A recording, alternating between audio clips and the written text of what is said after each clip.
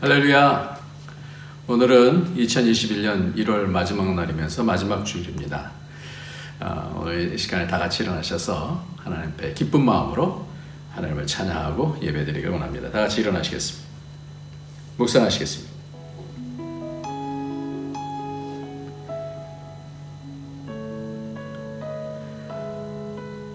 하나님의 나라가 어느 때에 임하나이까? 묻거늘 예수께서 대답하여 이르시되 하나님의 나라는 볼 수 있게 임하는 것이 아니요 또 여기 있다 저기 있다고도 못하리니 하나님의 나라는 너희 안에 있느니라.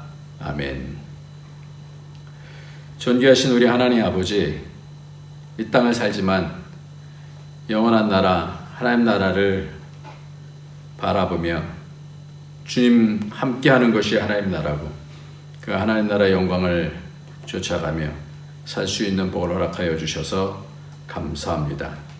그 영원한 끈을 놓치지 아니하고 끝까지 승리해 나갈 수 있도록 성령으로 인도하여 주시고 예배를 통하여 늘 하나님을 배웠고 하나님을 기쁘시게 하는 믿음의 삶을 통하여 하나님과 연결되어지는 그런 복이 있도록 축복하여 주시옵소서.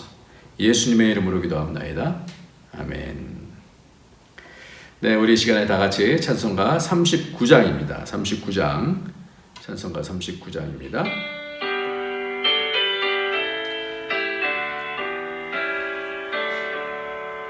주 은혜를 받으러 모인 성도를 저 크신 뜻 깨닫게 하옵소서. 내 고통의 멍에를 다 벗게 되니 날 구속하신 이름 찬양하리. 주 우리를 곁에서 인도하시니 그 거룩한 나라가 이루어지네. 저 마귀와 싸워서는 승리하니 큰 영광 주께 돌려 찬양하리.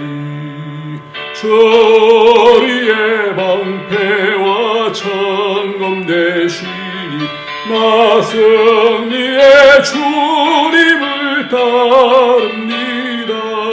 큰 환난을 당할 때 늘 도우시니 승전과 높이 불러 찬양하리.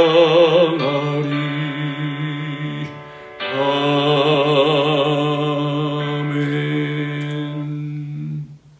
네, 이 시간에 우리 다 같이 하나님께 나갈 때는 늘 예수의 피가 필요합니다.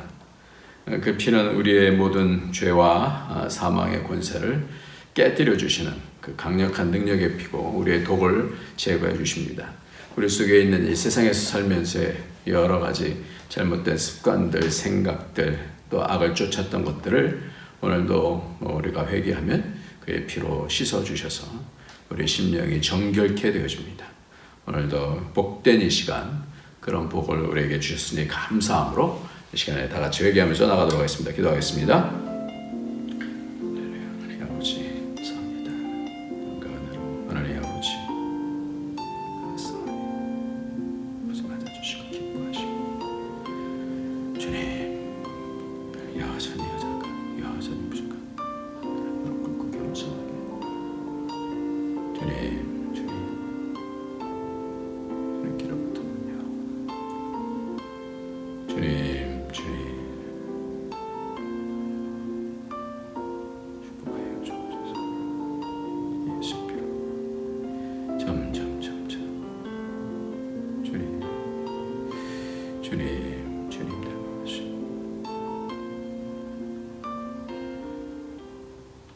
존귀하신 우리 하나님 아버지, 오늘도 우리를 늘 맞아주시고 우리의 죄를 씻어주시기를 원하시며 이 땅에서 영원으로 들어가며 온전하게 만드시기를 원하셔서 모든 죄값과 사망의 값을 다 지불해 주신 우리 주님을 찬양합니다. 오늘도 주님 앞에 자백하면 하나님 미쁘시고 의로사 우리 죄를 사하신다 약속해 주시고 우리의 심령이 자유케 되어주고 그 죄와 사망의 권세로부터 이김을 갖게 해주셔서 이 땅에 하나님 나라를 세울 수 있는 일꾼들 되게 해주시니 감사합니다. 영생을 누리게 하여 주시고 하나님 예수 그리스도 안에서의 그 영원하신 하나님의 기뻐하시는 그런 아들들의 삶을 살아갈 수 있도록 축복하여 주옵소서. 예수님의 이름으로 기도합나이다. 아멘. 예, 오늘은 하나님 말씀 마태복음 24장입니다. 마태복음 24장, 마태복음 24장 말씀입니다. 24장 32절부터 44절까지 말씀입니다. 마태복음 24장 32절부터 44절까지 말씀입니다. 같이 읽도록 하겠습니다. 시작. 무화과 나무의 비유를 배우라. 그 가지가 연하여지고 잎사귀를 내면 여름이 가까운 줄을 아나니 이와 같이 너희도 이 모든 것을 보거든 인자가 가까이 곧 문 앞에 이른 줄 알라. 내가 진실로 너에게 이르노니 말하노니 이 세대가 지나가기 전에 이 일이 다 일어나리라. 천지는 없어질지언정 내 말은 없어지지 아니하리라. 그러나 그날과 그때는 아무도 모르나니 하늘의 천사들도 아들도 모르고 오직 아버지만 아시느니라. 노아의 때와 같이 인자의 임함도 그러하리라. 홍수전에 노아가 방주에 들어가던 날까지 사람들이 먹고 마시고 장가들고 시집가고 있으면서 홍수가 나서 그들을 다 멸하기까지 깨닫지 못하였으니 인자의 임함도 이와 같으리라. 그때 두 사람이 밭에 있음에 한 사람은 데려가고 한 사람은 버려둠을 당할 것이요 두 여자가 맷들질을 하고 있음에 한 사람은 데려가고 한 사람은 버려둠을 당할 것이니라. 그러므로 깨어 있으라. 어느 날에 너희 주가 임할는지 너희가 알지 못함이니라. 너희도 아는 바니 만일 집 주인이 도둑이 어느 시각에 올 줄을 알았더라면 깨어 있어 그 집을 뚫지 못하게 하였으리라. 이러므로 너희도 준비하고 있으라. 생각하지 않은 때에 인자가 오리라. 아멘. 예, 오늘은 예수님 가족, 예수님 재림과 나와 가족이라고 하는 그런 제목으로 말씀을 나누겠습니다. 2021년 벌써 한 달이 꼬박 지나가고 있어요. 예, 오늘 마지막 날인데 1월 마지막 날.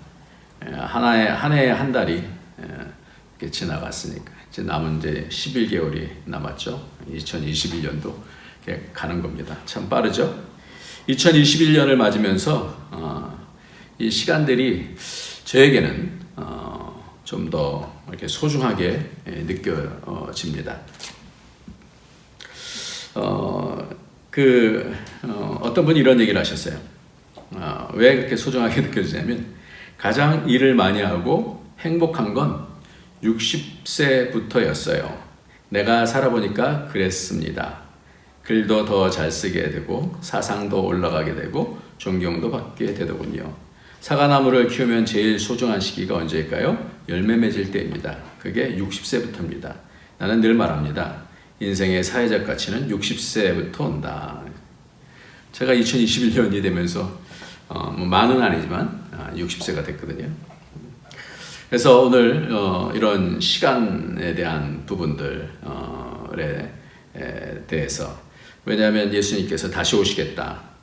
또 여러 가지로 그 시기에 대한 부분을 말씀하시기 때문에 우리가 이 시간에 대한 감각을 좀 가지고 오늘 말씀을 접근했으면 좋겠습니다. 예수님은 다시 오시겠다고 말씀하십니다. 성경의 역사는 창세기 3장 15절 말씀부터 시작해서 원시복음이라고 하는 그 씨가 올 것이다 라는 거죠. 그 씨가 우리를 구원할 것이다 라는 것이죠. 죄와 사망의 권세로부터 그 씨가, 그래서 3장 15절을 원시복음이라 이렇게 얘기합니다. 그래서 메시아가 오실 것이다, 씨가 오실 것이다 이렇게 말씀하고 있어요. 그래서 예수님께서 이 땅에 오신 것이 이제 초림이고, 또 예수님께서 오셔서 오늘 말씀하시는 것이 다시 오실 것이다 라는 거예요. 그래서 준비하고 있으라. 생각하지 않은 때에 인자가 오리라 이렇게 말씀해요. 사람으로 나신 우리 주님께서, 사람의 아들 되신 우리 주님께서 다시 오신다 이렇게 말씀하는 거예요. 그래서 성경은 기다리는 역사입니다. 기다림의 역사예요. 그래서 메시아가 언제 오실 건가, 오셨고 또 그 다음엔 또 재림을 언제 하시냐 이런 거예요. 그래서 오늘 인자가 가까이 문 앞에 이른 줄 알라. 그 시기에 대한 부분들에 대해서 말씀입니다. 그런데 그것이 오직 아버지만 아신다. 그러니까 깨어 있으라.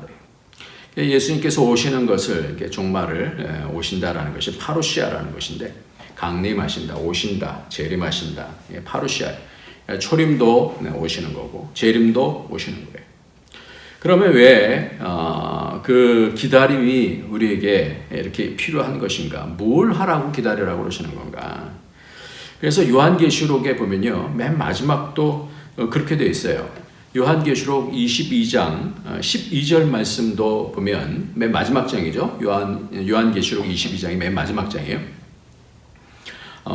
보라 22장 12절 보면, 보라 내가 속히 오리니 내가 줄 상이 내게 있어 각 사람에게 그가 행한 대로 갚아주리라. 그리고 아주 제일 뒤 끝에 그래서 창세기가 태초에, 그래서 맨 마지막 요한계시록 끝은 아멘 그렇게 끝나죠. 그 부분, 그 20절 말씀입니다. 이것들을 증언하신 이가 이르시되 내가 진실로 속히 오리라 하시거늘 아멘. 주 예수여 오시옵소서. 주 예수여 내가 모든 자에게 있을지어다 아멘. 그리고 끝나는 거예요. 오시겠다라는 말씀으로 요한계시록도 끝난다라는 거예요. 그러니까 성경은 예수님 오심에 대한 부분이 가장 중요한 것이죠. 예수님이 다시 오십니다. 예수님이 다시 오시는 것과 저는 우리 인생이 그 예수님이 오시기 전에 끝나는 것과 사실은 영혼으로 보면 다 똑같아요. 시간적인 차이가 있는 것 같지만 영혼에서 보면 그런 시간 차이가 없는 것 같아요. 그래서 이 두 가지를 한번 좀 생각을 해봤으면 좋겠어요. 인생이 몇 살까지 살지 모르지만 인생이 끝나는 것, 우리 인생이 언제까지 살다가 끝나는지, 그럼 이제 주님 만나야 되는 거니까. 그리고 예수님께서 다시 오시는 것, 이것이 사실은 같은 내용인데, 그러면 똑같은 일이 발생이 되죠. 주님께서 말씀하시잖아요. 그가 행한 대로 갚아주리라. 그래서 심판이 있는 것이죠. 이 심판이 있는데 이 심판 가운데서 어떻게 하냐? 어떻게? 그 심판 가운데 잘했다, 잘못했다, 그런 것이죠. 그러니까 예수님께서 재림하신다라는 것은 뭘 얘기하는 거냐면, 우리가 우리의 인생의 시간들 동안에 뭘 어떻게 해야 되느냐라는 것이죠. 무엇을 할 것인가? 무엇을 준비해야 되느냐? 오늘 그것을 분명하게 새겼으면 좋겠습니다. 그러니까 이 땅의 삶은 아무렇게나 살다가 죽는 것이 아닙니다. 무화과 나무의 시기처럼 인생의 시기를 잘 알아야 된다라고 오늘 말씀하고 있는 거예요. 그래서 오늘 32절서부터 말씀을 보면 36절까지의 말씀이 그 시기에 대한 말씀이에요. 그래서 무화과 나무의 비유를 배우라. 그 가지가 연하여지고 잎사귀를 내면 여름이 가까운 줄 아나니. 가까이 오는 것에 대한, 예수님의 재림에 대한 시기에 대해서, 그래서 이 세대가 지나가기 전에 이 일이 일어나리라. 천지는 없어질지언정 그러면서 그것은 아무도 모른다. 그러나 그 시기에 대해서 느낌을 가지고 살아야 된다라는 것을 말씀하고 있는 거예요. 그래서 아무렇게나 살 수가 없죠. 이렇게 말씀하시는 이유는 우리를 위협하기 위해서, 협박하시기 위해서 하시는 것이 아니라 우리를 통하여서 하나님의 그 깊은 그 계획과 은혜를 알 수 있도록 그 시기에 대해서 우리는 가장 인생에서 중요한 것이 바로 우리 주님께서 오셔서 모든 우리 인생을 판단해 주실 것이니까 그게 가장 우리에게 가장 중요한 거거든요. 그런 의미에 있어서 우리가 우리 인생이 끝나든지 아니면 예수님께서 재림하시든지 어떤 한 분이 지금 한 분의 얘기를 하려고 그래요. 그분이 이제 김영석 교수님인데, 아까 제가 말씀드렸던 60세에 대한 부분도 이분이 말씀하셨어요. 이 김영석 교수님은 저희 아버지와 그 동네가 비슷한 곳에서 사셨어요. 저희 아버지와의 연배도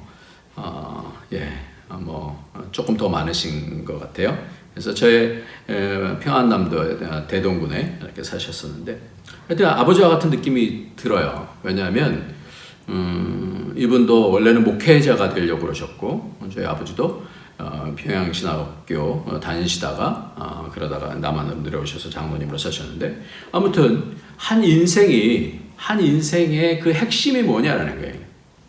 인생을 살아가면서의 그 핵심이 뭐냐라는 거예요. 그래서 이분의 글을 제가 신문에서 이렇게 봤는데 참 감동이 돼요. 왜냐하면 이분은 자신의 삶을 통해서 이제 뭐 언제 돌아가실지 모르잖아요. 102세가 되셨습니다. 그러니까 연세대 철학가 명예교수신데, 근데 이분이 하는 얘기가 그래서 굉장히 중요한 것 같아요. 그러니까 삶을 살면서 이제 하나님 앞으로 가야 되는데 참 굉장히 진지하게 진실하게 사시는 분이신데, 그래서 이렇게 얘기를 하세요. 지금껏 살아보니 알겠더군요. 아무리 행복해지고 싶어도 행복해지기 힘든 사람들이 있습니다. 그들이 누굽니까? 물어보니까 크게 보면 두 부류입니다. 우선 정신적 가치를 모르는 사람입니다. 왜냐하면 물질적 가치가 행복을 가져다 주진 않으니까요. 가령 복권에 당첨된 사람이 있어요. 그 사람이 과연 행복하게 살까요? 그렇지 않습니다. 정신적 가치를 모르는 사람이 많은 물건을 가지게 되면 오히려 불행해지고 말더군요. 돈, 권력 혹은 명예를 쫓는 사람도 많습니다. 그들은 거기서 행복을 찾습니다. 솔직히 거기서 행복을 찾기는 어렵습니다. 왜 그럴까요? 거기에는 만족이 없습니다. 돈, 권력, 명예욕은 기본적으로 소유욕입니다. 그걸 가지면 가질수록 더 목이 마릅니다. 가지면 가질수록 더 배가 고픕니다. 그래서 항상 허기진 채로 살아가야 합니다. 행복하려면 꼭 필요한 한 조건이 하나 있는데 그것이 만족입니다. 정신적 가치가 있는 사람은 만족을 합니다. 그런 사람들이 행복한 삶을 살더군요. 정신적 가치를 모르는 사람이 명예나 권력이나 재산을 거머쥘 때도 있어요. 그런데 결국 불행해지더군요. 명예와 권력, 재산으로 오히려 불행해지고 말더군요. 지금 우리 주위에 그러한 사람들이 많이 있습니다. 그러면서 또 한 가지를 또 얘기해요. 인생 가운데서 이기주의자는 자신만을 위해서 삽니다. 그래서 인격을 못 가집니다. 인격이 뭔가요? 그건 인간관계에서 나오는 선한 가치입니다. 이기주의자는 그걸 갖추기가 어렵습니다. 그런데 인격의 크기가 결국 자기 그릇의 크기입니다. 그 그릇에 행복을 담는 겁니다. 이기주의자는 그릇이 작기에 담을 수 있는 행복도 작을 수밖에 없습니다. 그래서 저는 그런 것 같아요. 이분이 이제 102세시니까 하나님 앞에 이제 갈 거를 이제 준비하시는 거잖아요. 그래서 자기 관리 정말 철저하게 잘 하시는 분이신데, 이 시기를 아는 사람은 인생에 대한 그 가치를 아는 사람입니다. 참된 가치. 왜? 그것이 하나님 앞에서 평가받을 거니까. 가장 중요한 가치가 뭐냐라는 거예요. 그래서 디모데전서 6장 6절에 그러나 자족하는 마음이 있으면 경건은 큰 유익이 되느니라 그랬어요. 자족하는 거. 자족하는 거. 더 욕심부리고 욕심부리는 게 아니라 자족하는 거. 하나님께서 주신 것에 대해서 자족하는 거. 지금 우리가 첫 번째로 생각해야 될 것이 시기에 대한 부분을 생각하면서 우리가 우리의 삶이 어떤 가치를 가지고 그 시기를 맞이할 것인가 하는 거예요. 그 시기만 찾는 게 아니라 그 시기, 주님께서 가까이 오시면 가까이 오시는 것을 볼수록 우리가 무엇을 찾아갈 수 있냐라는 겁니다. 두 번째로 좀 보고 싶은 것은 뭐냐면 예수님께서 십자가에 지금 사흘 전이거든요.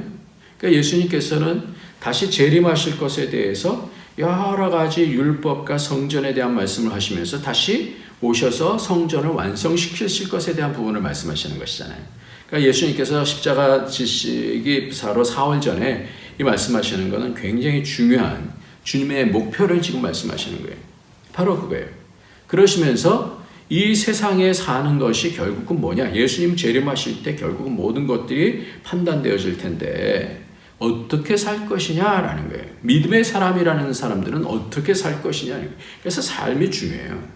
믿음이다라는 것은 굉장히 중요한 것이 그 삶을 통해서 판단되어지는 것이거든요. 그래서 주님의 목표가 뭐냐면 두 번째로는 노아의 때에 대한 말씀을 오늘 말씀하고 있어요. 노아의 때에 대한 것 같이. 그것이 37절 말씀부터죠.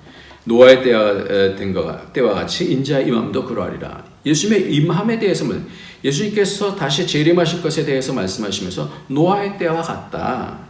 홍수전에 노아가 방주에 들어가는 날까지 사람들이 먹고 마시고 장가들고 시집가고 있으면서 홍수가 나서 그들을 다 멸하기까지 깨닫지 못하였으니 인자의 마음도 이와 같으리라. 그때 두 사람이 밭에 있으면 한 사람은 데려감을 당하고 한 사람은 버려둠을 당하고 두 여자가 맷돌질을 하고 있으면 한 사람은 데려가고 한 사람은 버려둠을 당할 것이니라. 그래서 어떻게 해요? 깨어있으라. 이게 뭔 말씀이? 지금 이 노아의 때에 대한 말씀이 이제 두 번째 말씀입니다. 예수님께서 재림에 대한 부분을 말씀하시면서 참된 가치를 가지고 살면서 그 시기를 알고 땅에서 참된 가치를 갖고 살아야 되는데, 그럼 노아의 때에 대한 부분들은 뭘 얘기하는 거냐? 노아의 때와 같이, 노아의 때 된 것 같이 인자의 때도 그러하리라. 이것이 마태복음에만 있는 것이 아니라 누가복음에도 있어요. 이 누가복음에 있는 말씀, 누가복음 17장 26절부터 30절까지 말씀을 보면 노아의 때뿐만 아니라 이제 롯의 때까지도 말씀하고 있거든요. 그러니까 조금 더 자세한 거예요.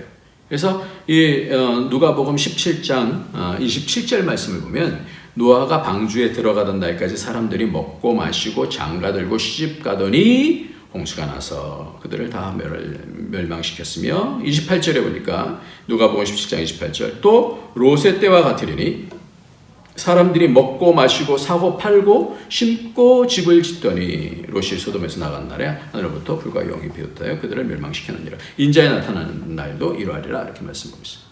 그러니까 지금 여기서는 노아의 때와 롯의 때 두 가지 때를 말하는데, 노아의 때는 어떤 거예요? 사람들이 먹고 마시고 장가들고 시집가더니, 롯의 때는 뭐예요? 사람들이 먹고 마시고 사고 팔고 심고 집을 짓더니. 뭐의 포커스가 좀 다른 거죠. 조금씩 다른 거죠. 삶의 양태가 좀 다른 거예요. 이게 삶에 대한 부분을 얘기하는 거예요. 먹고 마시고 장가들고 시집가, 이거 하지 말라는 얘기입니까? 그러면 시집가고 장가 안 가면 되는 거예요?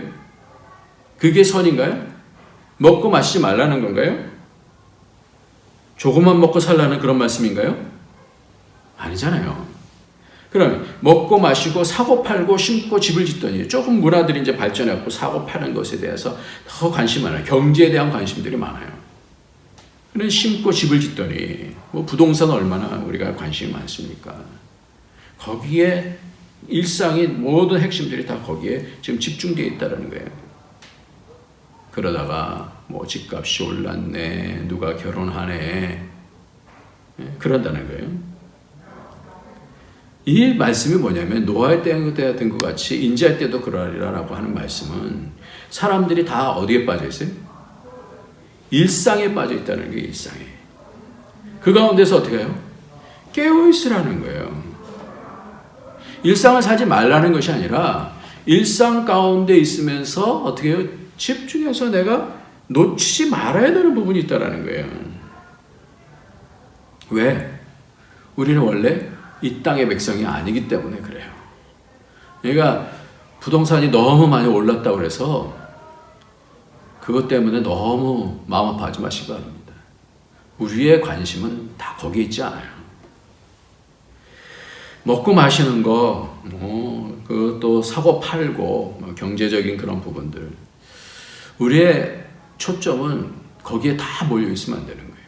근데 시대가 가면 갈수록 거기에 다 이제 몰리게 되는 거예요. 마음이 다 거기에 쏟아지는 거예요. 경제 때문에 우리가 믿음 생활도 놓치게 되어지고, 또 하여튼 그렇게 먹고 마시고 장가들고 시집가도 그러다가 멸망당했다 그래요. 그럼 어떻게 하면 되느냐? 그것에 대한 해답이 누가복음 17장 20절 21절, 제가 묵상 기도할 때 읽어드렸던 그런 말씀이에요. 누가복음 17장 20절, 바리새인들이 하나님의 나라가 어느 때에 많이 나이까 묻거늘 예수께서 대답하여 이르시되 하나님 나라는 볼 수 있게 임하는 것이 아니요 또 여기 있다 저기 있다고도 못하리니 하나님 나라는 어디 있다고요? 너희 안에 있다. 그러니까 하나님 나라가 우리의 삶 속에서 보여지지 않으면, 그러면 그거는 굉장히 심각한 그런 상황이 된다라는 것이죠. 그러니까 믿음의 사람들 속에서 얼마나 그런 것들이 지금 많이 드러나고 있어요. 너무나 많이 드러나고 있죠, 지금. 그러니까 이것이 뭔가 잘못되어 있는 거예요. 그러니까 이것이 예수님의 재림이 가깝다라고 하는 말씀도 되면서도 우리가 이렇게 되면 안 된다라는 것을 다시 경계해야 된다는 그런 말씀이에요. 그러니까 뭐가 있어야 돼요? 사람들이 일상에 다 빠져 있지만 믿음의 사람에게는 그 심령 속에 또 그 공동체 속에 뭐가 보여야 된다? 하나님 나라가 보여야 된다. 하나님 나라는 어떤 건가요? 하나님 나라는 어떤 건가요? 하나님 나라가 보여야 된다는 것이 뭘까? 잘 생각해 보시기 바랍니다. 그래서 주기도문에 보면 나라이 임하옵시며 그랬어요. 그러니까 하나님이 생각하신 그 나라가 우리의 심령 속에서 다 이루어지는 거예요. 그 천국이 이루어지는 거예요. 하는 천국이 우리의 마음속에 깊은 깨달음이 있고 그런 삶에 대한 그런 이해가 있고 어려워도 행복하고 그런 부분들.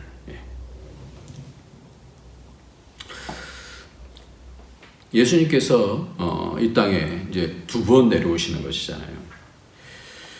그런데 출애굽기에 보면 이 모세를 만나면서 여호와께서 이르시되 내가 출애굽기 3장 7절에 보면 내가 애굽에 있는 내 백성의 고통을 분명히 보고 그들의 감독자로 말미암아 부르짖음을 듣고 그 근심을 알고 내가 내려가서 그랬어요. 내가 내려가서 이렇게 주님은 이 땅에 영혼 가운데서 계시면서 이 땅으로 지금 내려오셔서 초림과 재림을 통하셔서 애굽에서 구원을 해내듯이 이 세상 가운데서 당신의 백성들을 지금 구원해 내시겠다는 거거든요. 그러니까 심판이다라는 것이 결국은 우리를 구원해 내시겠다라는 거예요. 그러니까 재림에 대한 부분이 두렵지 않을 이유를 우리는 갖고 있어야 돼요.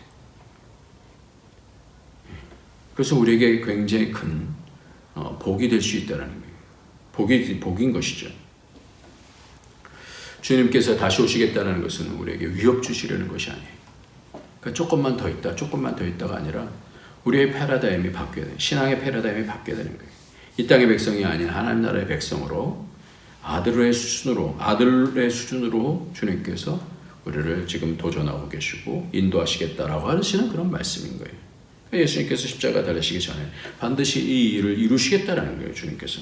그래서 영원한 성전으로 우리를 세우시겠다는 것입니다. 우리가 지난주에 우리의 믿음은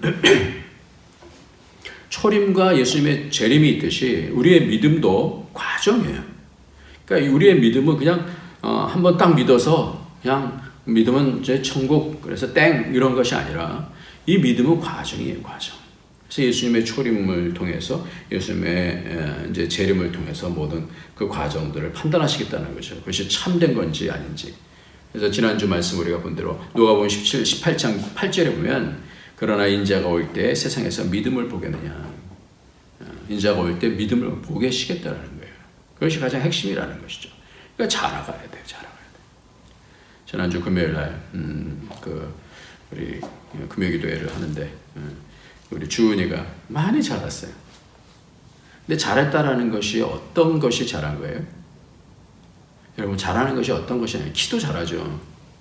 예수님께서도 키만 잘하는 것이 아니거든요.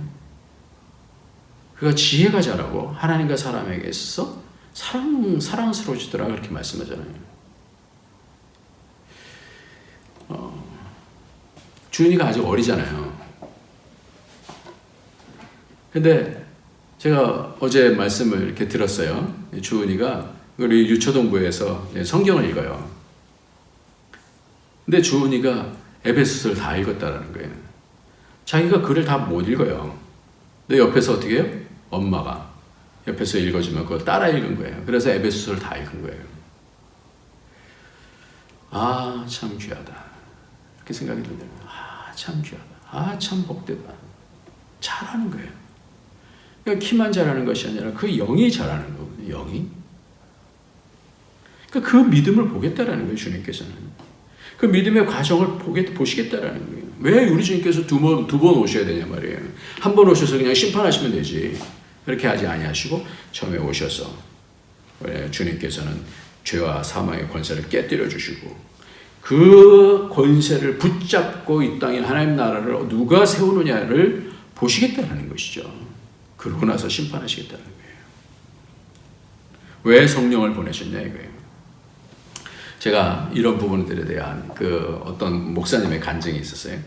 이분이 독실한 크리스천이었던 제 아내는 제가 믿음 좋은 집사인 줄 알고 결혼을 했습니다. 그런데 저는 매일 술독에 빠져 살았습니다. 매일 술에 취해서 늦게 들어왔고 어쩌다가 빨리 들어가면 술 친구들을 데리고 들어갔습니다.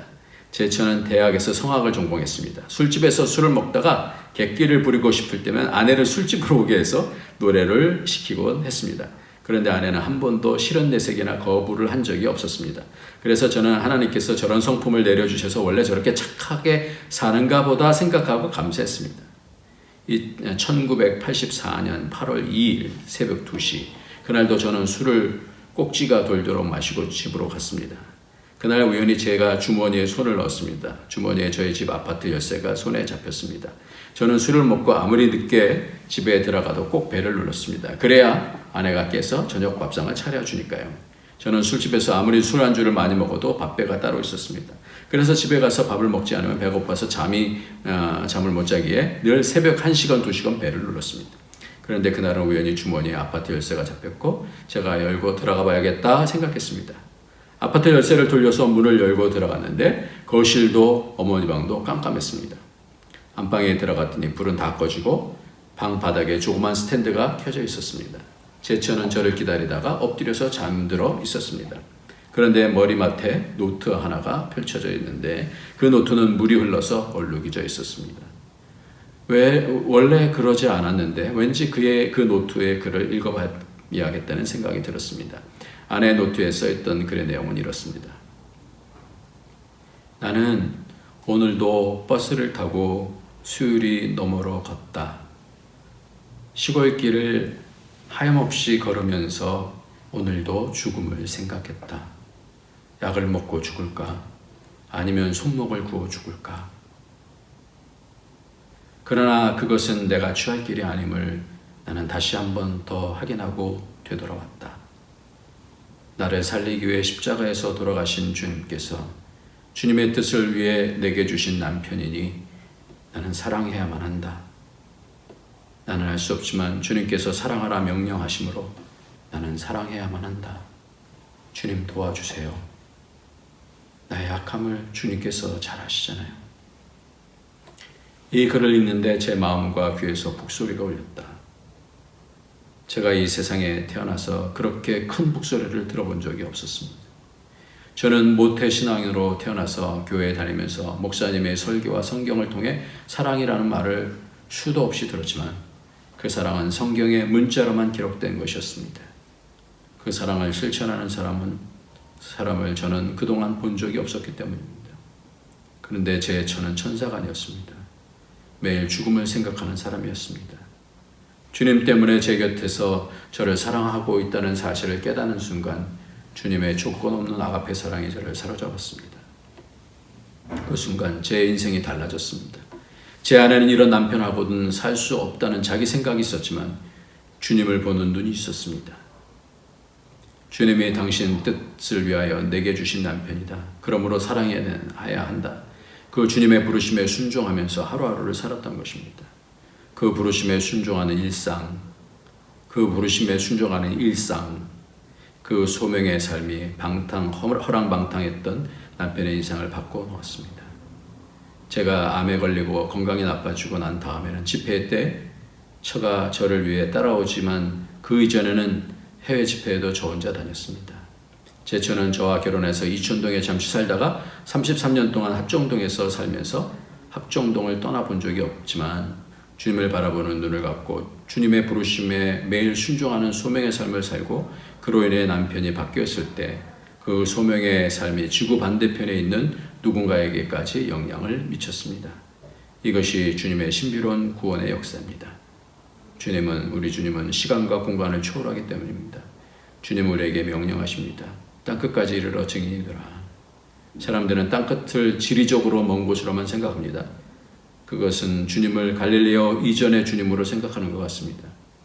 하나님은 천지를 지으신 분이십니다. 땅끝은 내가 지금 두 발을 딛고 있는 현장입니다. 이것이 땅끝의 출발점인 동시에 종착점입니다. 아내는 저를 땅끝으로 생각했습니다. 아내는 저를 선교지로 생각했습니다.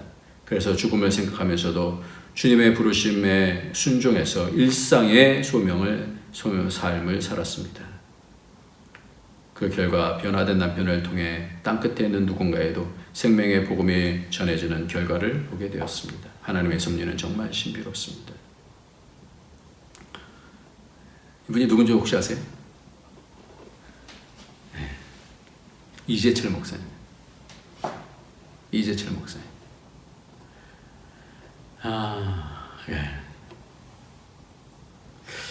요즘 제가 그 글을 보면서 요즘 신문에 이렇게 나오더라고요. 보면서 물론 이재철 목사님에 대해서 존경하는 그런 목사님이신데 그 싱어게인이라고 하는 그런 프로가 있나 봐요. 이 싱어게인에서 그 싱어게인의 30호 이승윤이 나오는데 그 이승윤의 아버지가 이재철 목사님이라는 거예요. 그래서 요즘 많이 또 다시 이렇게 올려지고 있어요. 처음에 이렇게 하나님의 은혜 가운데서 교회는 다녔지만 하나님의 은혜 가운데서 다시 하나님의 사랑으로 변화되어져서 그래서 하나님의 사역자가 되어져서 그리고 하나님께서 부르신 곳으로 가서 사명을 다하시다가 다시 돌아오셔서 또 사역하시다가 이제 그것도 이제 끝나셨죠. 그러면서 제가 이렇게 보는 게 뭐냐면 믿음이다라는 게 처음 믿음만이 아니라 그것이 어떻게 가야 되느냐 또 자녀들에게는 어떻게 보여줘야 되느냐라는 거예요. 로마서 14장 7절에 보면 17절에 보니까 하나님의 나라는 먹는 것과 마시는 것이 아니오 오직 성령 안에 있는 의와 평강과 희락이라 했어요. 천국이죠. 하나님 나라는 먹고 마시는 것이 아니라 천국이다. 그것이 뭐냐? 성령 안에 있는 의와 평강과 희락이다. 이로써 그리스도를 섬기는 자는 하나님을 기쁘시게 하며 사람에게도 칭찬을 받느니라. 세 번째로 좀 보려고 하는 것이 뭐냐면 그러므로 어떻게 해요? 오늘 깨어있으라 42절에 그렇게 말씀해요. 그러므로 깨어있으라. 어떻게 우리가 노아의 때 같이 하나님 나라를 간직하고 일상에서도 하나님 나라를 간직하면서 어떻게 깨어서 그 삶을 살아내느냐라는 것이죠. 뭘 깨워서 준비를 해야 되느냐라는 거예요. 제가 이 이재철 목사님이 이번에 이제 그 글을 읽으면서 지금 30호 가수에 대한 싱어게인의 가수 이승윤, 근데 그 아들만 4명이 있다고 그래요. 근데 아들들이 참 어떻게 자랐는가라는 거예요. 그래서 유효일이라고 하는 심사위원장이 30호 가수가 거꾸로 심사위원들에게 질문을 던지고 있다고 했다. 그의 노래에는 자유로움이 있다. 어떠한 틀, 공식, 시선에 갇히지 않는 야생의 날개. 그 날개를 퍼덕이며 토해내는 건 그만의 소리였다. 30호 가수는 자기만의 소리로, 춤으로, 영혼으로 노래했다. 그런 장르를 뭐라고 불러야 할지 몰라 진행자가 묻자 그는 이렇게 대답했다. 30호입니다. 참 귀한 분이에요. 목사님도 귀한데 이 자녀에 대한 부분들에 대해서 좀 알고 싶었어요. 그러니까 이분이 2018년 11월부터 11월에 13년 4개월 걸쳐 일궈낸 교회를 떠나면서 퇴임 설교에서 여러분들은 이재철을 거침없이 버리십시오. 그러면서 한 평에 10만 원을 하는 그런 땅으로 어떻게 찾아가고 가서 지금 사시는데 근데 이 승국이라고 하는 이 가수 형제가 영국 학교에 한 달간 캠프를 갔는데 학교에서 1년간 무료로 공부시켜주겠다 이렇게 제안했어요. 대신에 1년 뒤에 이 목사님은 승낙하는 대신에 1년 뒤 반드시 돌아야 한다는 조건을 달았습니다. 그런데 1년이 지나자 학교에서 다시 제안했습니다. 졸업할 때까지 공부하게 달라. 책임지고 옥스퍼드 대학에 보내겠다. 근데 이 목사님이 뭐라 그러는지 아세요? 우리 집은 부모와 아이와 함께 사는 걸 더 중요하게 생각합니다. 그래서 여기 이렇게 썼어요. 왜 거절했습니까? 아들이 옥스퍼드 대학으로 가면 얼마나 좋아요. 그것도 학교에서 다 책임져 준다는데. 저는 한 사람이 살아가는데 외적인 스펙보다 그 사람의 성품, 인격, 예의가 더 중요하다고 생각합니다. 그런 것들은 집안에서 가족과 함께 살면서 배양되는 거라고 봅니다. 옥스퍼드 대학 나오면 좋겠죠. 그런데 더 중요한 게 아이가 자신의 인생을 걸어갈 때는 가족과 함께 한 시간이 더 중요할 거라고 봅니다. 자녀 교육에 가장 중요한 것이 뭡니까? 바른 마음으로 바르게 생각하고 바르게 행동하고 바른 길을 가자. 일종의 가언이라고 해도 됩니다. 이것이 총론입니다. 그럼 강론은 뭡니까? 첫째, 자립한다. 설령 실수하더라도 말입니다. 그래야 나중에 남을 돕는 자가 되지 자립 못하면 평생 기생하는 사람이 됩니다. 그래서 아이들에게 모든 걸 스스로 결정하게 합니다. 둘째는 예의입니다. 모든 인간관계에서 최우선은 예의입니다. 너희도 예의를 갖추지 않는 사람이 싫지 않느냐? 셋째는 정리정돈입니다. 내가 거쳐간 자리를 다른 사람이 치우게 해서는 안 됩니다. 넷째는 내가 무엇을 하든지 누군가를 위한 봉사 혹은 섬김이 있어야 합니다. 예, 이런 내용을 이렇게 들으면서 정리하면서 오늘 말씀 마치려고 해요. 우리가 결국은 우리의 믿음이 영향을 끼칠 것이고요. 자녀들에게든지 주위에 있는 사람들에게든지 아니면 교인에게든지 아니면 목사에게든지 뭐 나 아내에게든지 다 이렇게 영향을 끼칠 거 아닙니까? 이게 삶이에요. 삶. 믿음은 삶이에요. 믿음은 삶이에요. 그래서 제가 누차 말씀하는 것이 뭐냐면 믿음은 선행이다. 선을 행하는 것이다. 그것이 믿음이다. 이렇게 말씀해요. 그것이 히브리서 11장에 있는 말씀입니다. 다 하나님 붙잡고 말씀 붙잡고 그대로 살아간 사람이 결국 그것을 믿음이다. 이렇게 말씀하고 있습니다. 그래야지 그것이 증거가 있다라고 하는 것이죠. 히브리서 5장에서는 그것이 장성한 자가 되어야 된다. 이렇게 말씀해요. 우리가 머리로만 배워갖고는 되지 않는 것 같아요. 이 삶에서 결단하고 성령의 인도함을 받고 성령 안에서 의와 평강과 희락이다. 이런 부분들을 우리가 결단하는 삶, 습관이 되는 삶. 그래서 하나님께서 마음을 주시면 자녀들에게 성경을 읽어주고 또 무슨 생각이 들면 그것을 실행을 하고 누굴 돕고 섬기고 그러니까 주님 마음 주신 거잖아요. 그것을 따라서 사는 것이잖아요. 금요일날 제가 또 뭐 자랑 아닌 자랑을 좀 해야 되겠는데 그 7층에서 떨어져서 지금 몇 개월 지금 지나서 있는 그 성미자매가 있잖아요. 그래서 우리가 계속해서 생각이 나갖고 금요일날도 같이 이제 기도를 했어요. 그런데 그거 끝나고 나서 이제 금요기도회가 끝나고 나는데 갑자기 저는 이제 교회에서 말씀 전하니까 교회에 있는데 갑자기 그 위챗으로 1,000원이 딱 날라온 거예요. 그래서 성미한테 이거를 좀 보내줬으면 좋겠습니다. 제가 그걸 보면서 참 굉장히 기뻤어요. 그러면서 나중에 이제 하는 얘기가 뭐냐면 자기가 그때 바로 하지 않으면 또 딴 마음 들 수 있으니까 그냥 성령께서 감동 주셨을 때 바로 그렇게 했다라는 거예요. 누가 그거 아깝지 않은 사람이 있습니까? 저는 참 그런 부분들이 하여튼 어떤 것이든지 뭐 크든 작든 간에 성령께서 마음 주셨을 때 그것을 순종하면 거기서 하나님 나라가 이루어져요. 하나님이 역사하시는 거예요. 우리의 조그만 그 헌신을 가지고 하나님께서 그때 역사하시는 거예요. 어떤 분은 한국에 들어가서 마음속에 하나님이 감동 주시니까 또 이렇게 헌금을 하시더라고요. 지난주 금요일날 신을 벗으라, 모세에게 신을 벗으라, 또 여호수아한테도 신을 벗으라 그렇게 얘기를 해요. 이 신을 벗으라는 것이 신명기 25장에 보니까 이렇게 얘기해요. 이게 계례법을 얘기하면서 큰 형이 그 아내랑 결혼했는데 이제 형이 죽었어요. 그러면 그 둘째가 이 형수하고 같이 결혼을 해서 그 자녀를 낳아야 돼요. 근데 그렇게 하기 싫으면 어떻게 하면 신을 벗어주는 거예요. 그러니까 책임지지 않겠다라는 거예요. 이게 신을 벗는다는 내용이 거기서 나오거든요. 그러니까 이런 부분들을 보니까 그 다말 같은 경우도 그 하나님의 자녀를 통해서 낳기 위해서 우리는 잘 이해가 안 가요. 유다하고 그 시아버지하고 이렇게 동침해서 자녀를 이게 우리가 이해는 안 가지만 이 당시의 이 문화는 하나님의 법은 신명이니까 하나님의 법이에요. 법은 바로 그 가문을 통해서 그 자녀들에게 하나님의 가문이 흘러가야 된다는 걸 말씀하고 있어요. 그러니까 다말은 그 자녀 자신을 통해서 하나님 나라의 계보가 이어지기를 바라는 그런 간절한 마음이 있었던 거예요.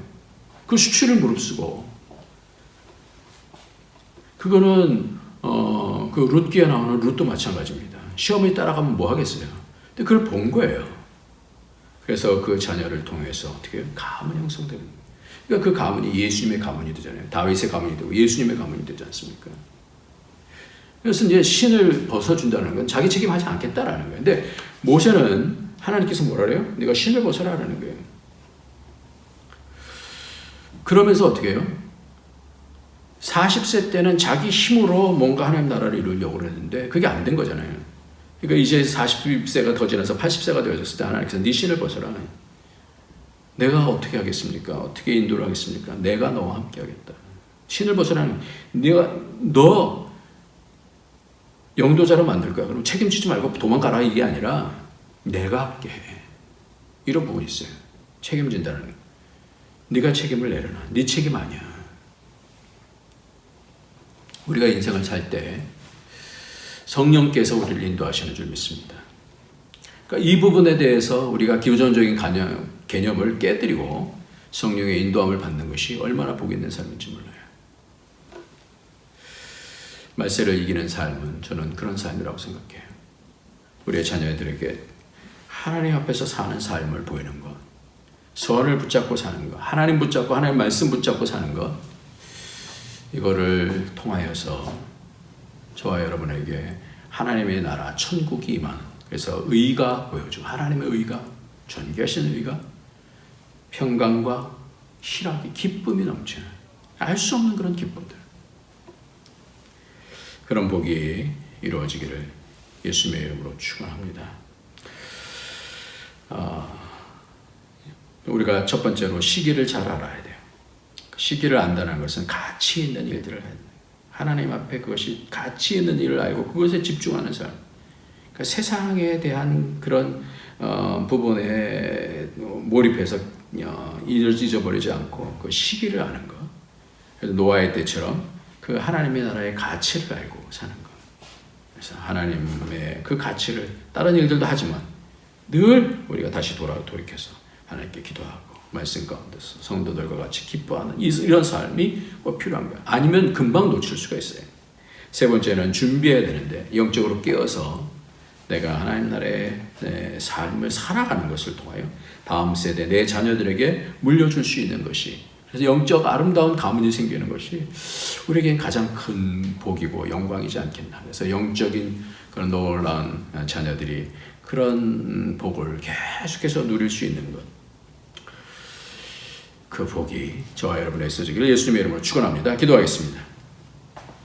존귀하신 하나님 아버지, 우리 인생 계속해서 하루하루 가면서 지금까지 2021년 1월을 또 마지막으로 지나가고 있습니다. 하나님, 우리를 복되게 하여 주셔서 이 땅에서 하나님 나라를 이룰 수 있는 주의 일꾼들로 불러주셨사온데 우리의 능력과 힘으로 되지 않는 것을 주께서 아십니다. 하나님 은혜 주시고 그 은혜를 붙들고 하나님 앞에 순종하면 성령의 인도함 받아서 천국을 이룰 수 있는 복이 우리 가운데 넘칠 수 있도록 성령이여 우리를 사로잡아 주시고 인도하여 주시고 하나님 나라가 우리와 우리의 자녀들에게, 우리의 교회 가운데, 우리가 만나는 사람들 가운데서 보여줄 수 있는 증인이 되어줄 수 있도록 주님 우리 삶을 축복하여 주시고 깨닫게 하여 주시고 감동하여 주셔서 그런 복을 누리는 이 땅에서 하나님으로 인하여 자족하는 삶이 되어줄 수 있도록 축복하여 주옵소서. 예수님의 이름으로 기도합니다. 아멘. 예, 오늘 이 시간에 우리 다 같이 180장 부르시면서 하나님께 예물 드리시겠습니다.